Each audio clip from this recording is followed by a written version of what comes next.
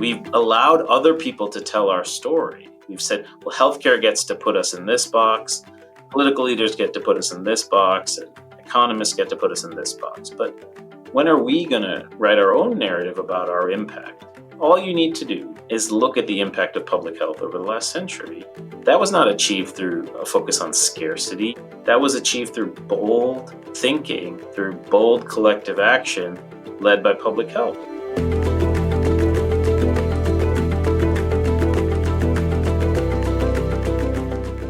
Welcome to The Other 80. I'm Claudia Williams.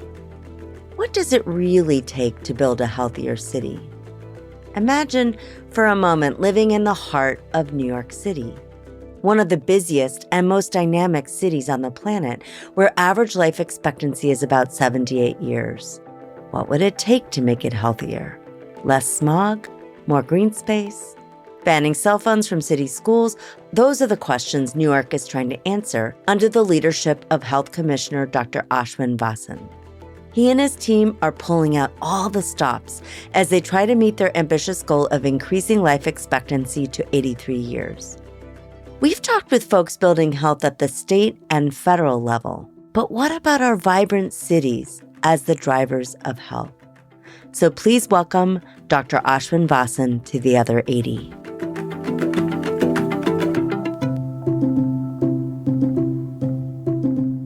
Well, hello. It's so great to have you, Commissioner, on the show, and we have a lot of ground to cover. You've been extremely busy in New York City. Thank you for having me. It's great to be here with you, and I've followed your work since your time in the Obama administration. So it's great to be with you and to talk with another person who's really interested in a holistic view of health. I love the title of the podcast, The Other 80. I think that's exactly the lens that I bring to my work and the way that I see the world. And so very glad to be here. If you could start by sharing your name and what's important for us to know about you. My name is Ashwin Vasan. I'm the New York City Health Commissioner. I've been in this role since 2022, early 2022, so nearly 2.5 years now. Time has flown. And I am a practicing primary care internist and epidemiologist by training. I am also on the faculty at the Mailman School of Public Health here in New York City. I'm a father of 3 small kids, all below the age of 10. So they explain why I look so frazzled all the time. Because I don't get a ton of sleep because they're taking up my every waking hour that this job is not. Yeah, I love what I do. I really think of it as a great honor to work in public service, to serve the public in the city that I love. I've been a New Yorker for the last 15 years. So that's a little bit about me. I can appreciate the intensity of those early parenting days. I often look back and wonder kind of how I did it. So thank you for your service to the city, but also your parenting of those young children.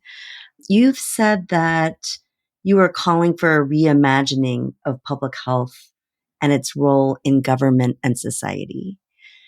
And those are, really bold, big words. I'd just love to hear a little bit more about what that means to you.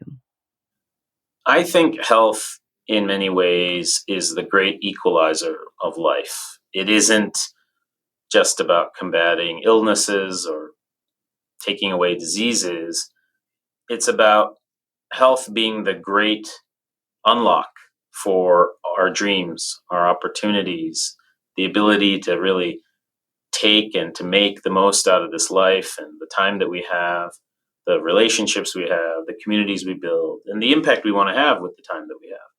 Without health, we can't do any of those things, or at least not do them as well as we'd like to. And with health, we are then unleashed and empowered to thrive and to just make the most of the time that we have. Life can be short, it can be long, it can be mercurial. You never know what's going to happen. If you had asked me whether I'd be health commissioner 10 years ago, I probably would have laughed. And it's not because of anything else other than life is a journey, and health is the constant in that journey. And your ability to do what you want to do with this time is directly correlated to your health. And so I think of health as in many ways the key to freedom and the key to opportunity.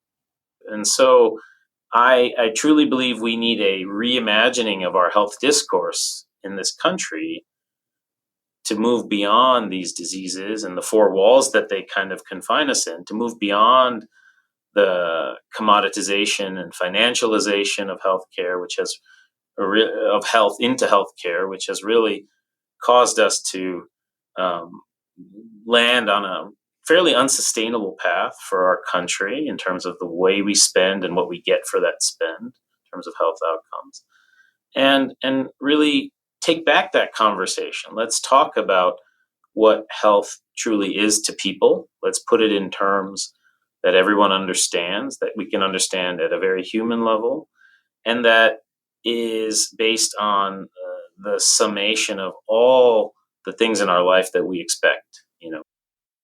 Clean water, we expect good food to eat, we expect safe places to live and good housing. We should expect strong relationships and places to form strong communities.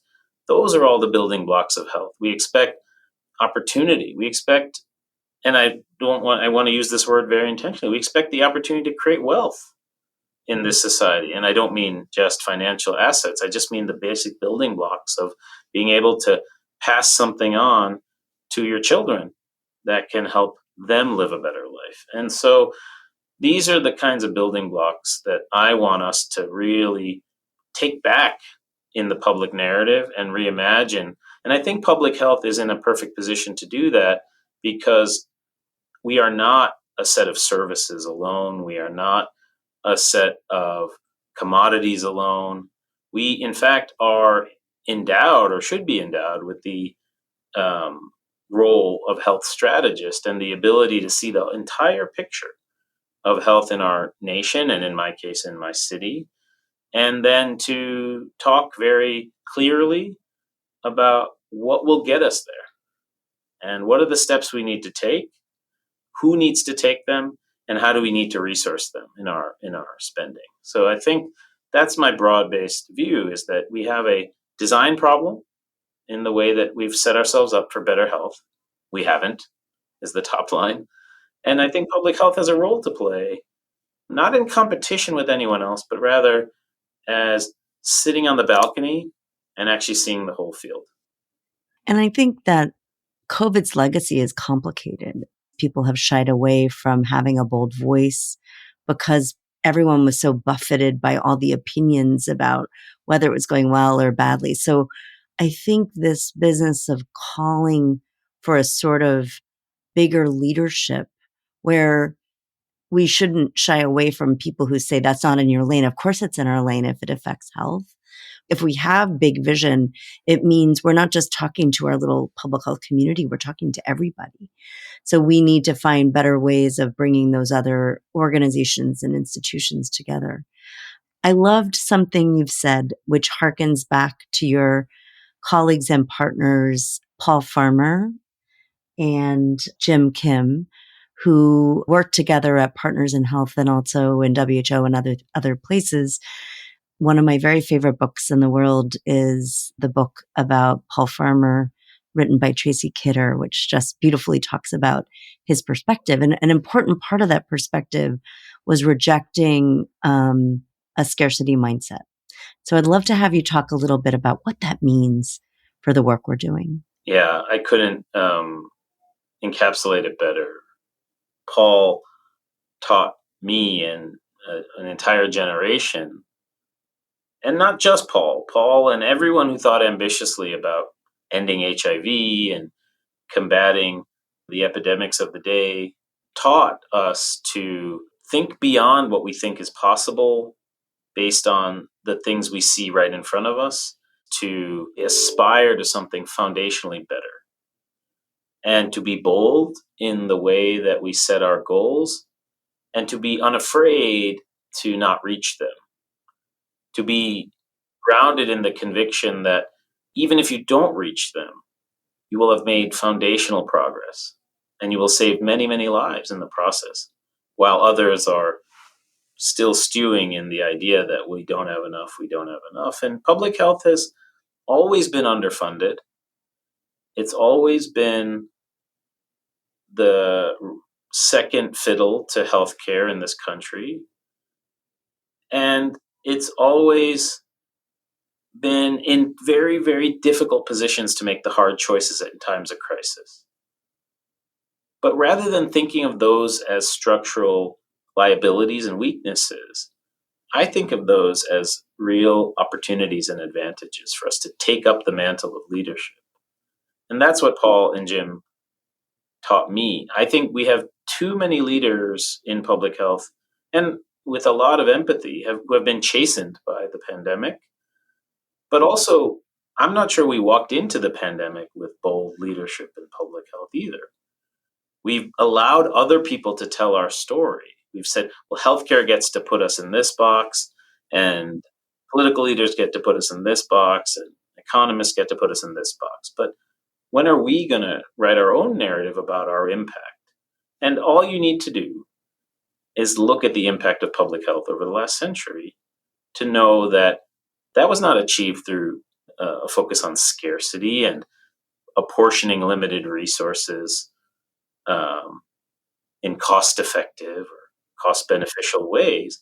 That was achieved through bold thinking, through bold collective action led by public health, whether it's vaccination or sanitation or food safety or tobacco control or antibiotics or anesthesia. That's our collective public health system working together to save lives and act boldly at scale. And so I want to get back to a time when we are and we were empowered to do that kind of work. I do worry that we might not be in that time right now, given where we are socially and politically. But I know that for whatever time that I have in this field and on this earth, that's what I want to spend my time doing, is aspiring to our better angels and aspiring to this notion of the possibility of public health, not just the pragmatism of public health. So there's been a lot of talk around kitchen tables, around the media about life expectancy trends that we've seen in this country. And those have been downticks and sometimes flattening, maybe a slight improvement recently, but really we've had a big gap in life expectancy compared to similarly situated countries in terms of income. And then more recently have diverted even more from that trend. So it's a very scary set of statistics to look at nationally. What's really striking and in line with what you just talked about is the recent report you put out and the strategy you've launched to say, okay, New Yorkers, let's turn that around. Let's see if we can achieve better life expectancy than we've ever had in this city. Let's do it on a short timeline. So would love to hear about how you decided to do this big initiative and what it means in terms of the strategic tenets of that.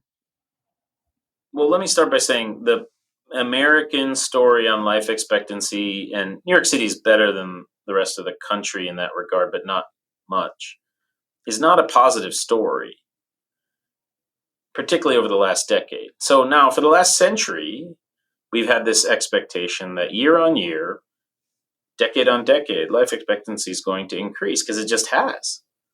And as I mentioned, largely public health is behind those increases. But in the last decade, long before COVID, we've seen a clear flatlining of American life expectancy while our peer countries are outpacing us. We see our healthcare spending increase while this flatlining has occurred. In New York City specifically, during the Bloomberg era, we gained 3 years of life expectancy in his 12 years as mayor. Now, some of that was due to things that happened before he became mayor, like antiretroviral treatment. Some of it had to do with changes in crime patterns and policy, but a lot of it did have to do directly with public health interventions he made. You mentioned Tom Frieden and others. Tobacco control, work on trans fats, These all saved lives over time, and they all add up. Then something changed.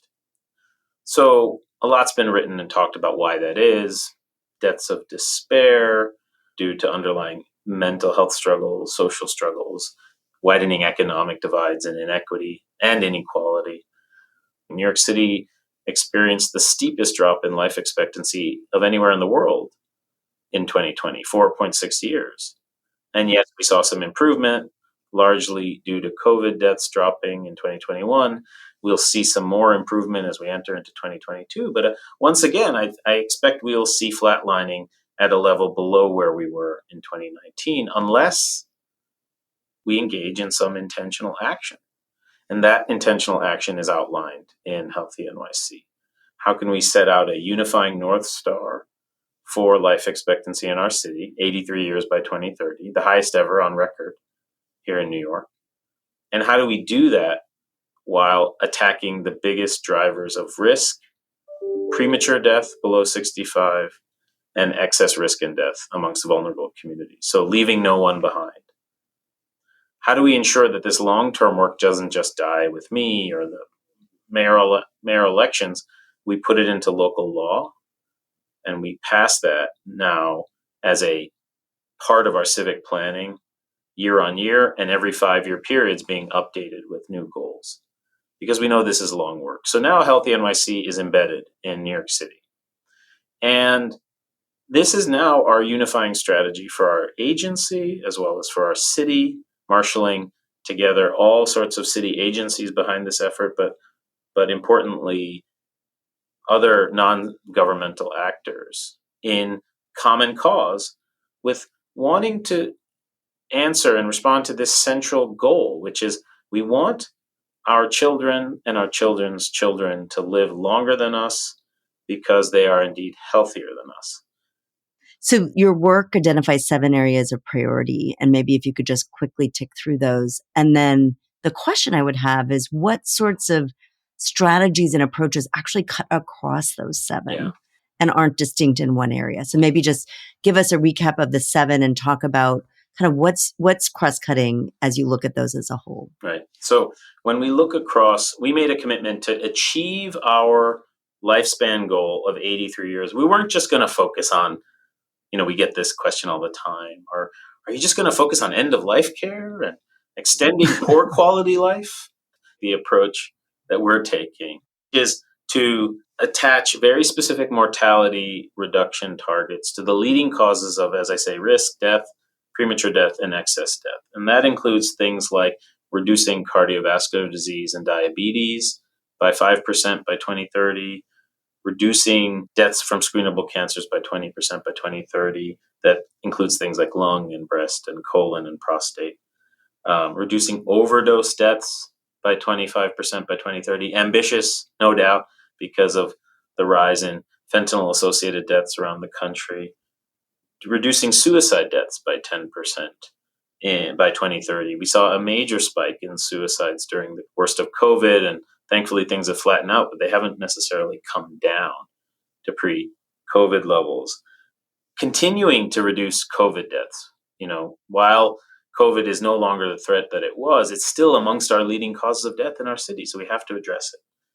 Reducing deaths due to homicides and violence by 30% by 2030, and of course, reducing the most pernicious inequity of all, which is Black maternal mortality, and reducing that Black maternal death by 10% by 2030. Taken together, if we are successful in achieving all of those goals by 2030, we will have averted 7,300, it's estimated, preventable deaths.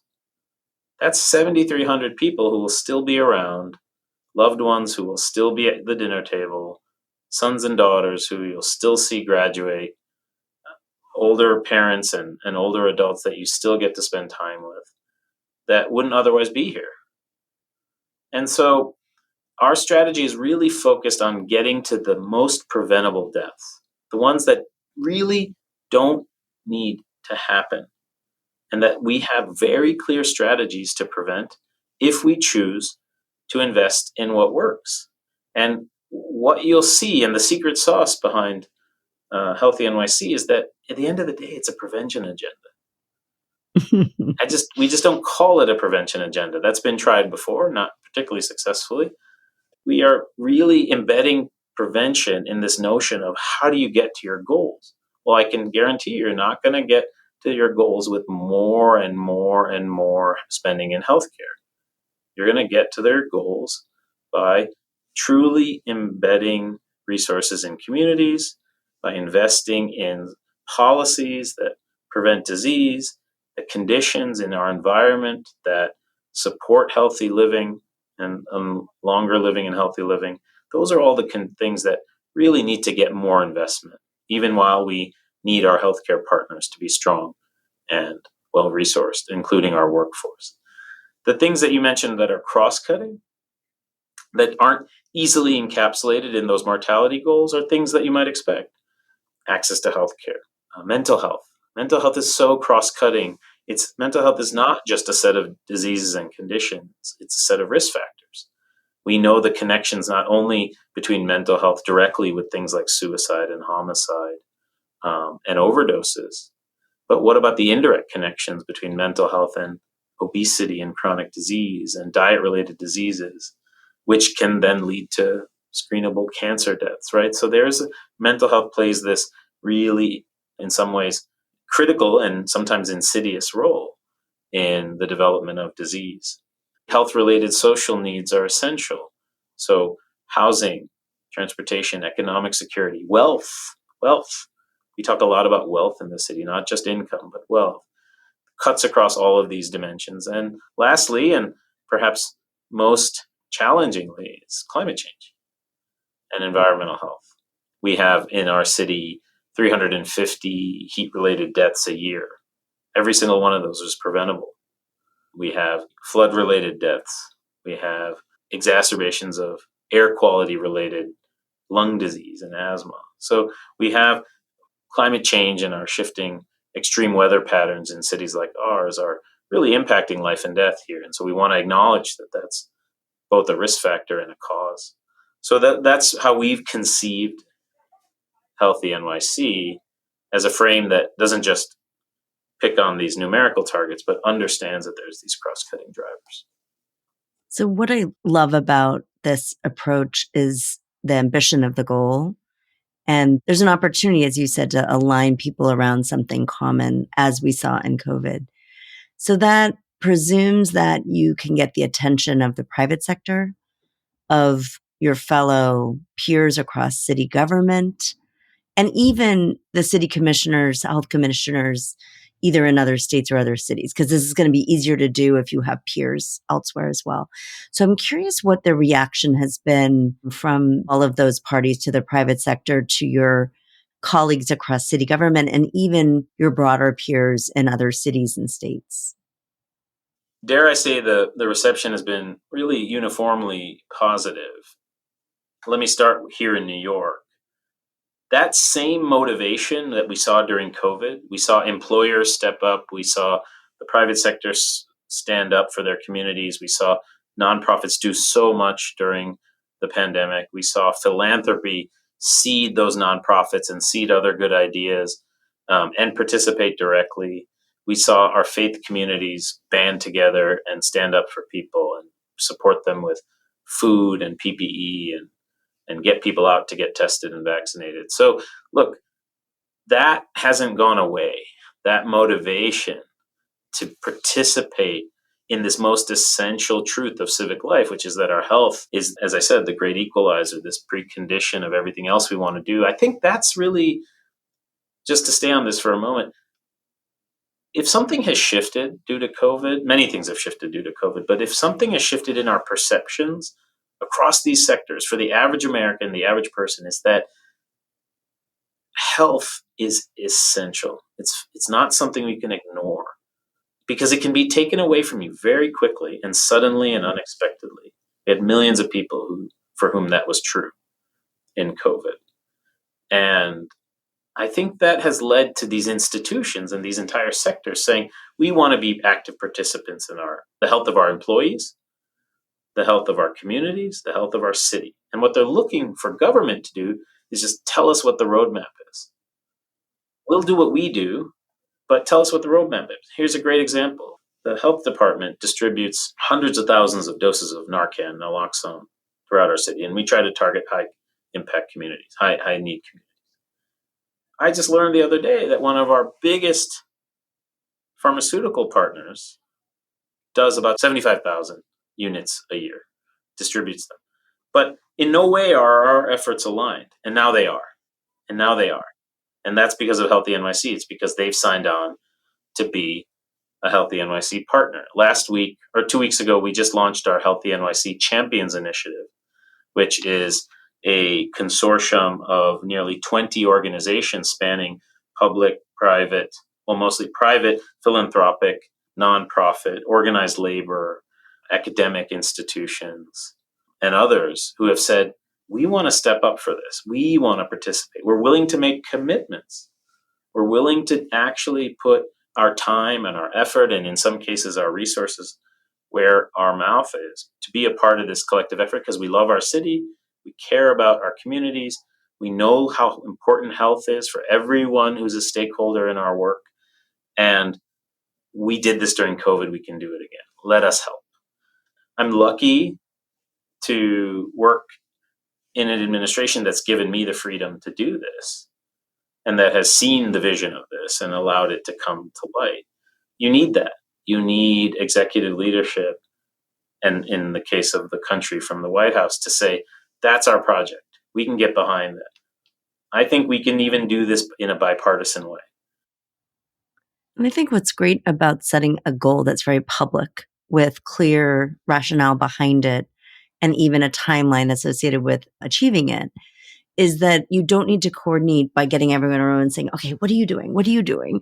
You can have a looser way of coordinating, which is people raising their hands and saying, I'm going to be part of this, but you don't have to direct them. It's not a top down kind of approach. So I think there's something really important about government and I think universities playing that role of helping lay out a bold vision that's very inclusive, where people can raise their hands and start doing the work. It's a fantastic point. We created the biggest tent that we could, but we certainly have a point of view on what will be most effective.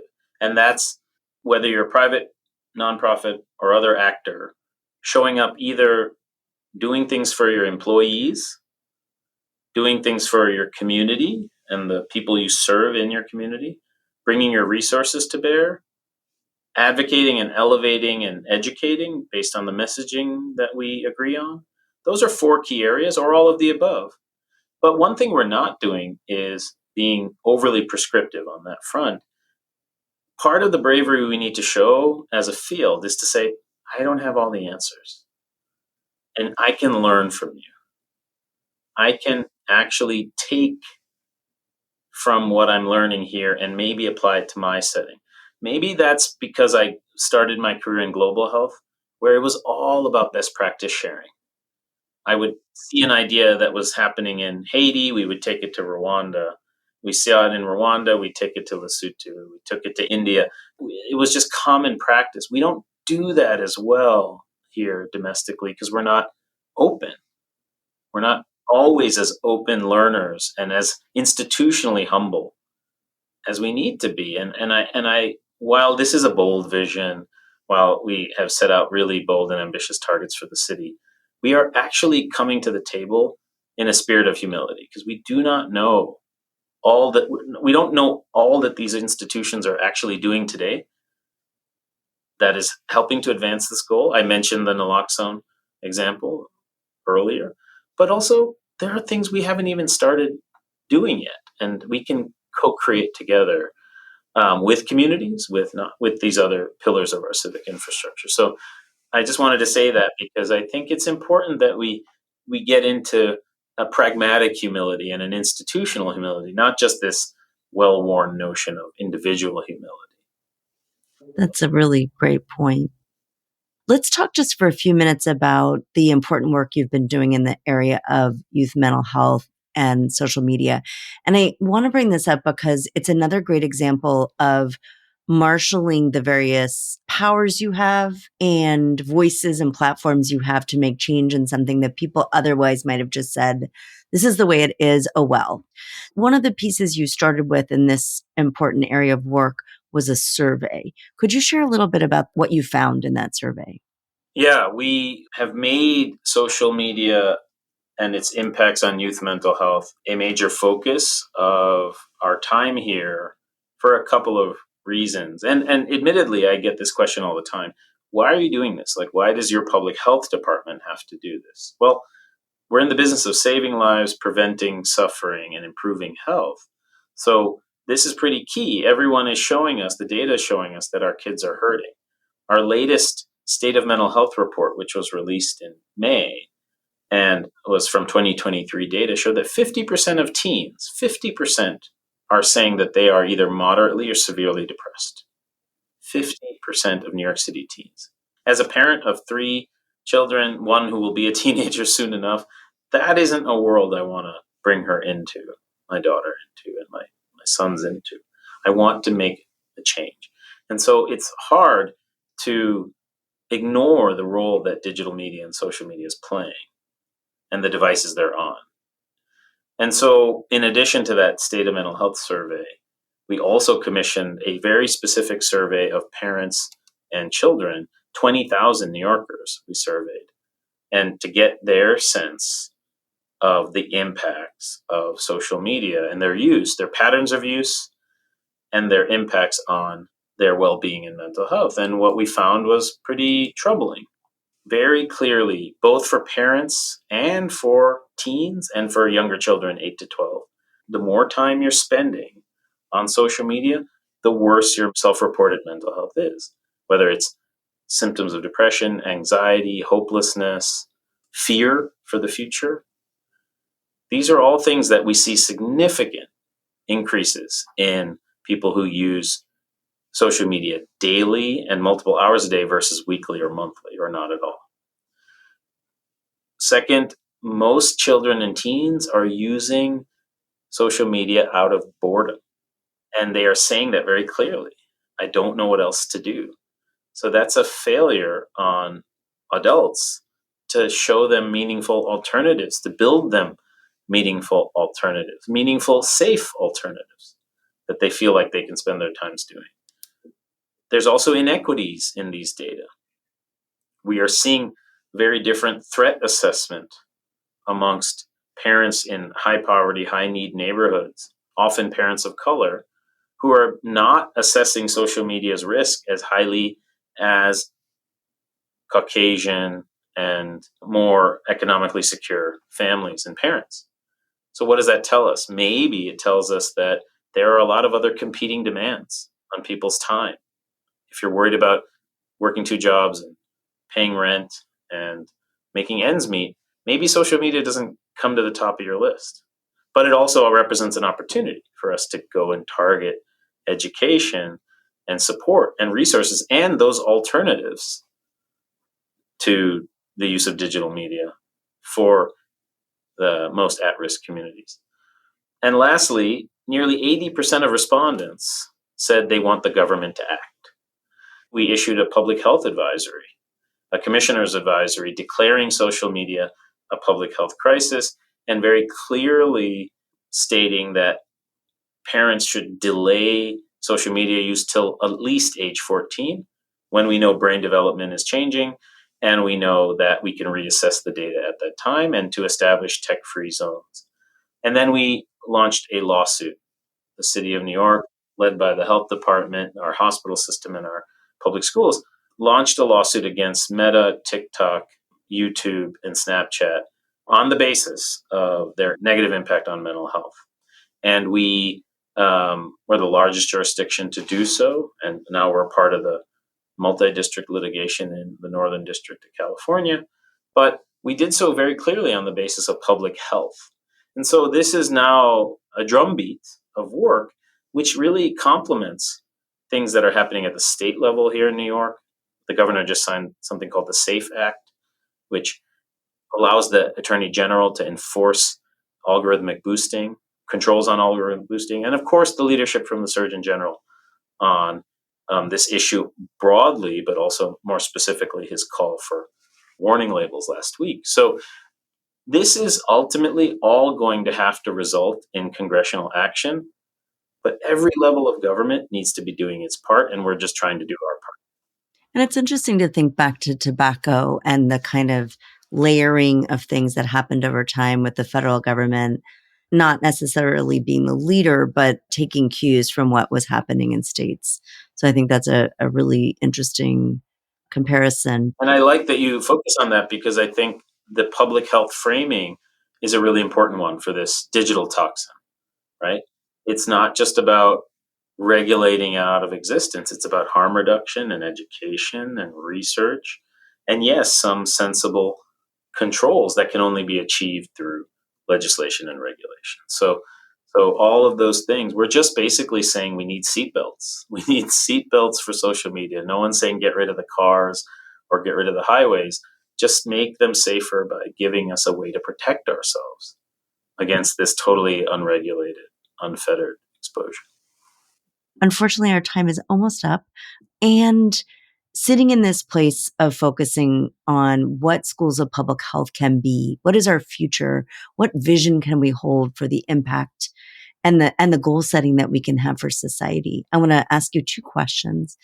The first, you've said that you'd like to see students coming out of schools of public health, yes, with the portfolio of skills around epi and biostats and all of that, but also with the skills to make change in society.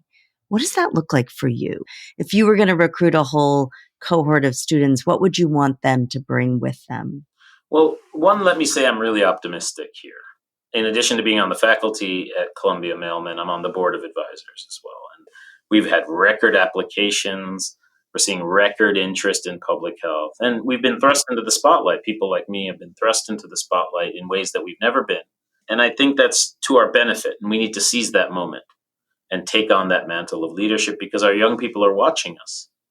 And they don't want to see us shrink back into our scholastic and academic insular world. They want to see us take this up and lead because that's what we did during the pandemic. So I am optimistic. And I think schools of public health are the training ground for that. I think we need more public health trainees that are adept at running institutions, programs, budgets, the mechanics of moving your ideas out of your head and into the world, not through the academic life cycle, but through the pragmatic life cycle of resourcing programs and policies and to make real change, real structural change. And for that, they need better training on management and operations. We need public health to be even more operationally savvy, flexible, and innovative in ways that I see in some ways healthcare moving, but we need to catch up. And lastly, I want our institutions to really train on better health communication. And when I say health communication, I don't mean the discipline of health communication as we've conceived it for decades. I think it's time to open up the doors and actually learn the basics of communication, how to win hearts and minds, how to build trust, how to communicate simply by appealing to people's basic common sense of what they know to be true and what they know not to be true, and by talking about health in ways that are relatable and understandable. And lastly, by bringing your own personal experience to bear. And so we need to bring that into public health because ultimately public health is an act of hope. Public health is this aspirational view of the world and how we can make it better. And I don't want us to get away from that. I want us to get back into that business. I'm optimistic because not only do we see so many new applicants to public health school, but they're fantastic. They're coming from all walks of life. Well, that's a great place to close out. And I'll be watching and cheering you in your work from the other coast. And also, hopefully, taking some of those lessons and those examples and seeing how we can make those happen here. Thank you so much for joining. Thank you for having me. It was a real pleasure. I love the conversation.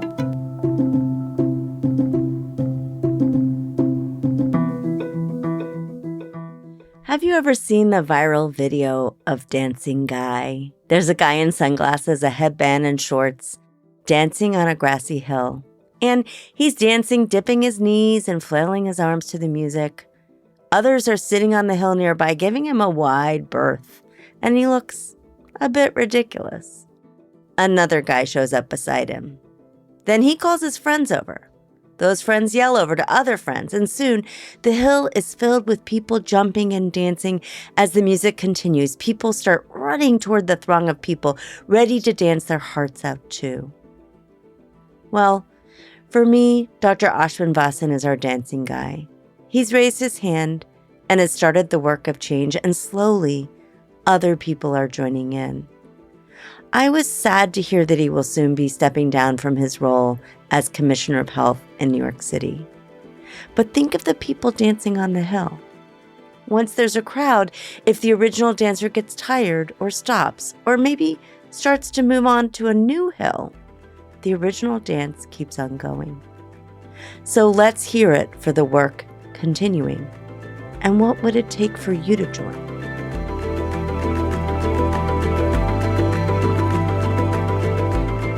This podcast was created by me, Claudia Williams. My podcast producer is Avery Moore-Kloss. Check out the show notes for more information on Dr. Ashwin Vasan and his work in the New York City Department of Health. There is more information on my background, this podcast, and our guests on our website, www.theother80.com. You can also head to our website to subscribe to the Other 80 newsletter, which is delivered monthly and filled with resources, hot headlines, a job board, and upcoming events in health. Until next time, I'm Claudia Williams.